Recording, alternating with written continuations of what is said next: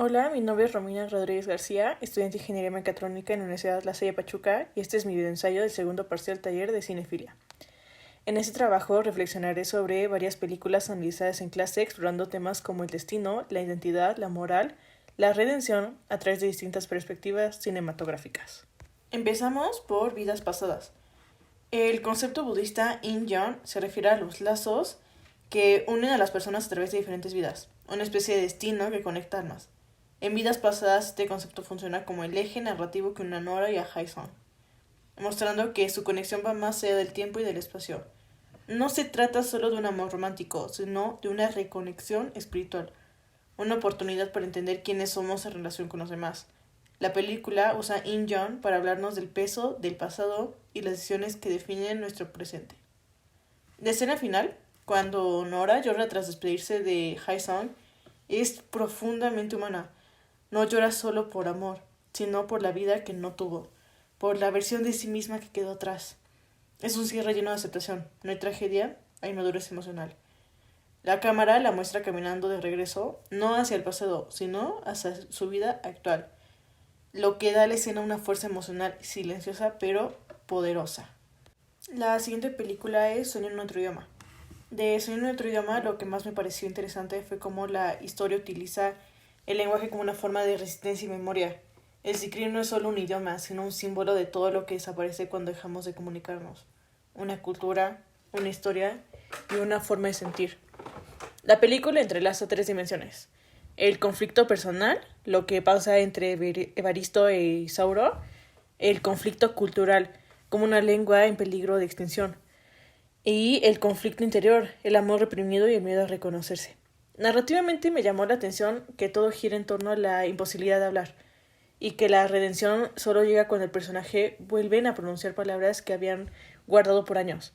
Es una historia donde el silencio duele tanto como la muerte y donde hablar es un acto de amor y de reconciliación.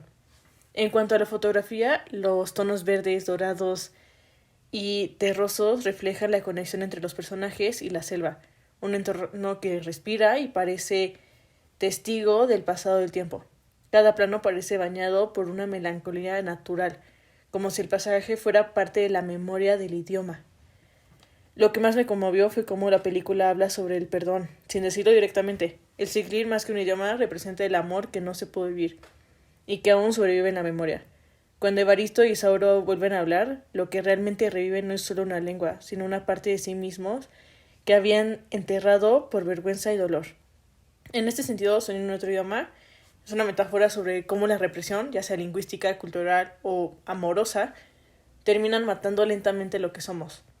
Pero también es una invitación a recordar y reconectar, porque mientras una palabra siga viva, aún hay esperanzas de que el alma también lo esté.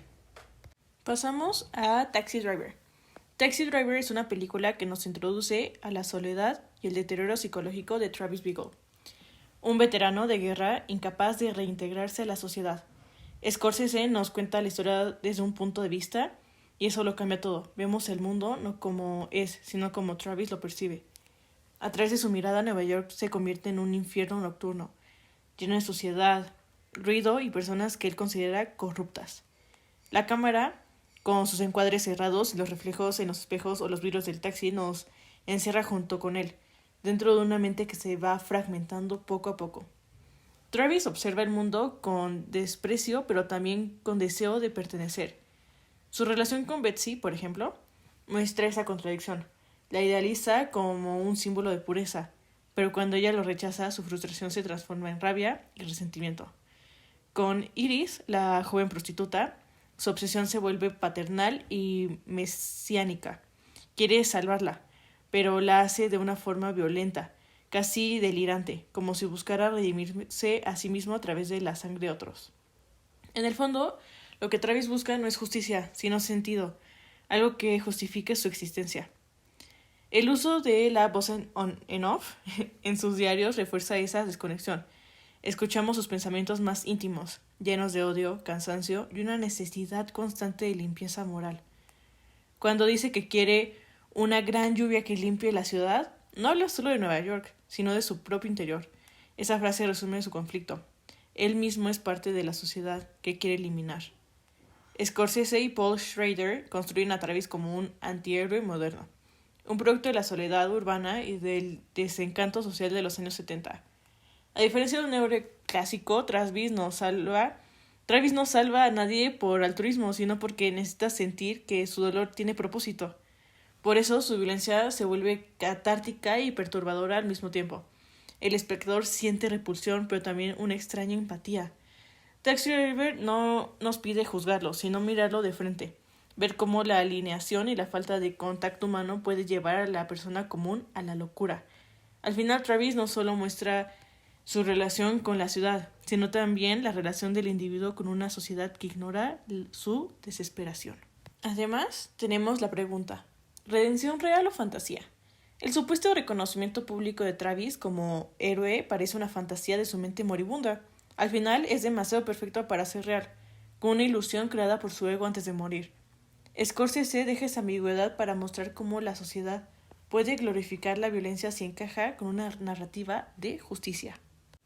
En Goodfellas, Martin Scorsese nos sumerge en el mundo del crimen organizado no desde el juicio moral, sino desde la fascinación del quien lo vive. Henry Hill, interpretado por Ray Liotta, es un narrador que nos guía con entusiasmo, contándonos su historia como si fuera un sueño cumplido. Desde el inicio, su voz en off revela su verdadera motivación. Desde que tuve uso de razón, siempre quise ser un gángster. Esa frase no solo abre la película, sino que define todo su arco: la obsesión por el poder, el respeto y el sentido de pertenencia. Henry no actúa por pura maldad, sino por una necesidad de escapar de la mediocridad. El crimen se convierte en su forma de existir dentro de un sistema donde el dinero y la violencia son las únicas formas de ascenso social. Por eso es difícil clasificarlo como héroe o villano. Más bien, Henry es un perfecto producto del entorno, un reflejo de una sociedad que, aunque condena la ilegalidad, admira la audacia y el éxito rápido. Lo más brillante de la película es cómo Scorsese combina el glamour con la decadencia. Las escenas de lujo, fiestas y dinero son filmadas con ritmo, color y música vibrante, pero conforme avanza la historia, el tono cambia. El montaje se acelera, el sonido se vuelve caótico y el brillo se transforma en ansiedad. Esa transformación visual y sonora refleja la pérdida del control de Henry. El sueño se convierte en pesadilla. En la parte final, cuando lo vemos paranoico, drogado y huyendo, entendemos que el verdadero castigo no es la cárcel, sino la pérdida del propósito. Henry pasa de ser alguien respetado a un ciudadano común, viviendo en el anonimato, y eso para él es peor que morir. En una de las últimas líneas dice con desprecio: ahora tengo que vivir como un don nadie, comiendo pasta corriente como todos los demás. Ahí comprendemos que Henry no se arrepiente moralmente, se arrepiente de haber perdido el estilo de vida que lo definía. Scorsese usa esta historia para mostrarnos que la corrupción no solo está en las mafias, sino en la estructura social que las permite y las envidia. En ese sentido, Henry Hill es tanto una víctima del sistema como su cómplice. Su historia plantea una pregunta que sigue siendo actual: ¿hasta qué punto somos responsables de nuestras acciones cuando el entorno celebra la inmoralidad como si fuera éxito? Goodfellas termina con una nota amarga y realista. En un mundo donde la lealtad se compra y la moral se negocia, incluso los buenos muchachos terminan pagando el precio de sus ilusiones. El Lobo de Wall Street, Martin Scorsese utiliza a Jordan Belfort como un espejo distorsionado de los valores contemporáneos. Desde el inicio, Belfort se presenta como un narrador y rompe la cuarta pared, hablándole directamente al espectador con una mezcla de carisma, cinismo y desfachatez. Este recurso nos convierte en cómplices. No solo observamos su corrupción, sino que participamos emocionalmente de ella. Lo seguimos con fascinación, casi con admiración, aunque sabemos que lo que hace está mal. Durante su ascenso, la película construye un ritmo frenético, casi hipnótico, que refleja el vertigo del poder y la adicción al dinero. La cámara, el movimiento, los montajes rápidos y la música exagerada crean una experiencia sensorial que simula el efecto de una droga visual. Por eso la película es tan divertida, nos atrapa del mismo modo en que la riqueza atrapa al Belfort, prometiendo una satisfacción que nunca llega. Personalmente, sentí una mezcla de admiración, lástima y repulsión hacia él. Admiración por su inteligencia y capacidad de manipular el sistema. Lástima porque su ambición lo vacía por dentro. y repulsión porque su falta total de empatía muestra lo peor del capitalismo moderno.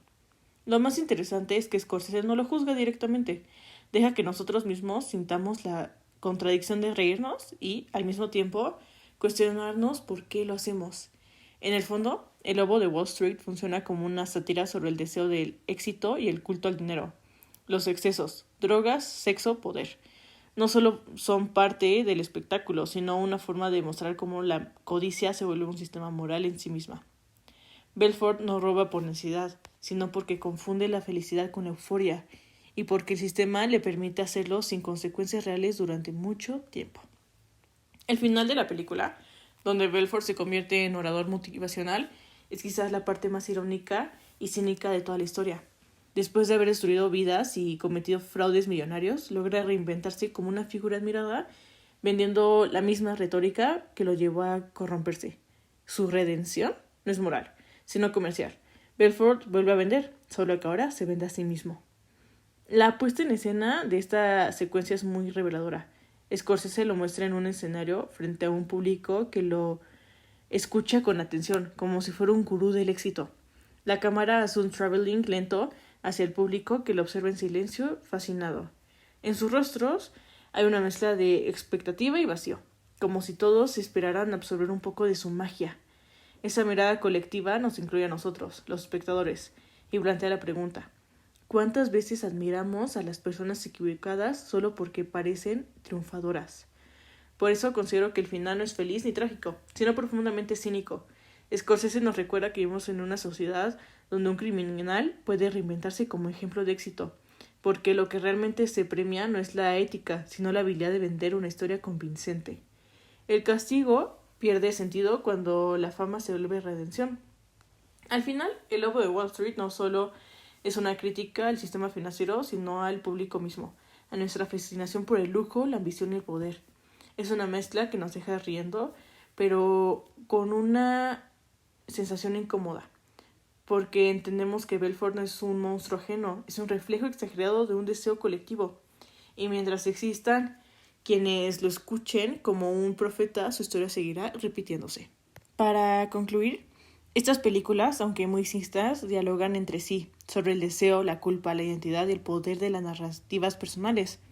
El cine nos permite ver nuestras contradicciones más profundas y entender que cada historia, por íntima o extrema que sea, nos habla de lo que significa ser humano. Gracias por ver este videoensayo.